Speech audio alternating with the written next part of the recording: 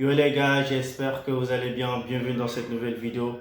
Le Real de Madrid qui s'est fait gifler aujourd'hui à l'Emirates Stadium par Arsenal. On en parle dans cette vidéo. Mais avant de commencer la vidéo, n'oubliez pas de mettre un pouce bleu et de vous abonner à cette chaîne. Ça me ferait grave plaisir les gars. Sans plus tarder, on va aborder cette vidéo. Alors le Real de Madrid qui se fait humilier aujourd'hui à l'Emirates Stadium par Arsenal, une équipe qu'on disait pas favorite mais qui a montré un visage beaucoup plus convaincant aujourd'hui. On a notamment vu un Arsenal qui était dans la possession, qui a bien géré son match et derrière un Real de Madrid qui a été observateur aujourd'hui. Le Real de Madrid aujourd'hui, ils étaient en mode spectateur, ils se sont laissés faire, ils ont mis zéro intensité dans le match. Zéro intensité les gars et c'est inadmissible. Dans un match d'une telle envergure, je trouve que c'est pas normal. Et je pense que c'est Carlo Ancelotti qui a foiré le match en prévu. Parce que vu la composition que Carlo Ancelotti a mis aujourd'hui face à Arsenal, je me suis dit que là, il se fout de la gueule des Madrilènes tout simplement. Parce que je ne vois pas comment est-ce que tu peux mettre Alaba en tant que latéral. Alaba, ce n'est pas du tout le joueur à mettre sur ce côté-là à l'heure actuelle. Parce qu'Alaba, il revient de blessure, il n'est pas encore à 100%. Moi, je trouve beaucoup plus logique et beaucoup plus avantageux même de mettre un Fran Garcia plutôt qu'un Alaba, les gars. Parce qu'aujourd'hui, Alaba, il n'est pas du tout au top. Il n'est pas du tout à 100%. Aujourd'hui, Alaba, il s'est fait malmener par Saka, les gars. Il a amené des coups francs qui ont été concrétisés par Declan Rice. Mais au-delà de ça, on a un problème de marquage également au Real de Madrid. Parce qu'aujourd'hui, Carlo Ancelotti est venu avec une composition 4-3-3. Et au final, j'ai eu l'impression qu'il jouait en 4-4-2. Tout simplement parce que devant, il y avait deux joueurs qui ne marquaient pas et qu'il fallait sacrifier un joueur qui allait revenir. Il fallait sacrifier un attaquant qui allait revenir, aider au marquage comme il se doit. Et cet attaquant, malheureusement, comme toujours, c'est Rodrigo. C'est Rodrigo qu'on sacrifie pour qu'il revienne faire les efforts défensifs. Tandis que Mbappé et Vinicius, ils sont devant. Ils attendent d'avoir des contre-attaques pour aller les concrétiser par leur vitesse notamment. Mais aujourd'hui, ils ont été complètement nuls aujourd'hui. Que ce soit Vinicius, Kylian Mbappé aujourd'hui, ils n'ont rien foutu en attaque. D'autant plus qu'aujourd'hui, Kylian Mbappé, il a raté énormément d'occasions. Il a raté l'irratable aujourd'hui.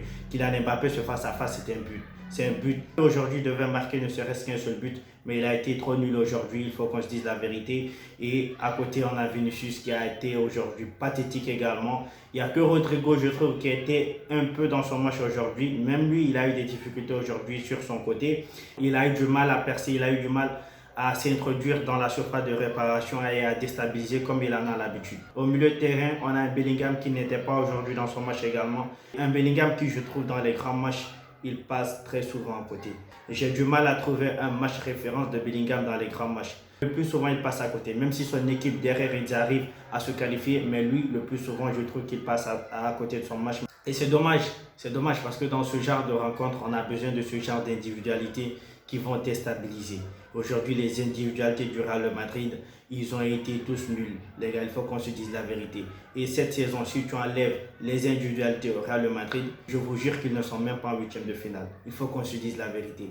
Et quand les individualités du Real Madrid, ça ne fonctionne pas, le Real Madrid ne fonctionne pas. C'est comme ça cette saison avec le Real Madrid, malheureusement pour eux. Aujourd'hui, on a vu un Arsenal, comme je l'ai dit tantôt, qui a bien géré son match. Arsenal aujourd'hui, ils ont été au top. Au début, je me disais qu'ils ont tort de ne pas aller dans le duel, mais ils savaient ce qu'ils faisaient. Arteta, il savait ce qu'il faisait, il sait ce qu'il a conseillé à ses joueurs, c'est de ne pas se lancer bêtement parce que derrière, tu risques de t'exposer avec les attaquants du Real de Madrid. On sait tous qu'Arsenal, c'est une équipe qui est basée sur la possession, un système type Guardiola. Et aujourd'hui, ils ont déroulé leur jeu comme il se doit. Et derrière, ils ont été récompensés. On a vu un Bukayo Saka aujourd'hui qui a été extraordinaire. Il était dans la déstabilisation, il a malmené à la base, je trouve. Il a créé des coups francs qui ont été concrétisés par Declan Rice, les gars. Declan Rice, c'est la première fois que je vois la qualité de ce jeu. J'entendais seulement les gens dire qu'il était trop fort. Mais aujourd'hui, je me rends compte à quel point est-ce que ce joueur, il est extraordinaire. Moi, je pensais qu'il n'y avait plus ce genre de joueur qui mettait ce genre de caviar-là de nos jours, les gars. Actuellement, à l'heure où je vous parle, je pensais que ce genre de joueur-là n'existait plus en Europe, les gars. Quel coup franc il nous a mis. Il nous a mis deux bons jets, les gars, extraordinaire. Son premier coup franc, il est juste magique, les gars. Il y avait tout dans la frappe, il y avait de la puissance, de la qualité. Et le ballon, il a fini au fond des filets, les gars. Extraordinaire. Son deuxième coup franc, il est juste extraordinaire. Il a logé le ballon dans la lucarne. Un enroulé stratosphérique magique. L'entraîneur des coups de pied arrêtés d'Arsenal, il a fait un signe de mettre un enroulé et c'est ce qu'il a fait. Il connaît son joueur. Il a fait un enroulé et le ballon, il a terminé au fond des filets, les gars. Aujourd'hui, Declan Rice, Il a fait un match extraordinaire, un match qui restera dans les annales de l'histoire dans cette double confrontation Arsenal-Real de Madrid. Et aujourd'hui, Merino, le but qu'il met, c'est juste extraordinaire. On lui remet le ballon, il ne prend même pas le temps de contrôler, il enchaîne directement avec la frappe et il trompe Thibaut Courtois qui est surpris par la frappe et le ballon finit au fond des filets. Aujourd'hui, Arsenal, ils ont bien géré le match, ils ont été trop forts pour ce Real de Madrid qui, aujourd'hui, à l'heure actuelle, ils ont énormément de lacunes défensives, les gars. Et maintenant, il va falloir faire attention, il va falloir être très attentif au match retour. Parce qu'avec le Real de Madrid, tant qu'ils ne sont pas éliminés, il ne faut pas du tout célébrer, les gars. Avec le Real de Madrid, c'est comme ça. Quand tu prends trop la confiance, derrière, tu risques d'être déçu. Et on connaît tous le Real de Madrid. Dans les grands soirs de Ligue des Champions, au Santiago Bernabéu, un stade plein à craquer, les gars. Ça sera le feu ce jour-là et j'espère qu'Arsenal, ils ne vont pas décevoir. Et le problème avec le Real de Madrid, même quand ils sont nuls, ils parviennent quand même à se qualifier. C'est ce qui me fait mal avec ce Real de Madrid. C'est un paradoxe total, les gars. Je ne sais pas quelle potion ils ont chez eux là-bas. Même quand ils sont nuls, ils parviennent quand même à se qualifier. C'est ce qui me dérange avec ce Real de Madrid aujourd'hui. Et je sais qu'Arsenal, ils sont avertis.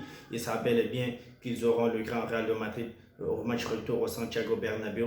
On verra des Mbappé, des Rodrigo, des Vinicius, des Bellingham révoltés qui vont vraiment essayer de venir sauver le Real de Madrid ce jour-là encore. Moi, si le Real de Madrid parvient à se qualifier aujourd'hui, même avec l'avantage qu'Arsenal a, moi, ça ne sera pas une surprise pour moi. Franchement, et je pense que ça ne sera même pas une surprise pour quelqu'un parce qu'on connaît tous le Real de Madrid. Quand ils prennent l'ascendant psychologique sur toi, c'est terminé. Et c'est comme ça qu'ils tuent toutes les équipes qui viennent au Santiago Bernabéu.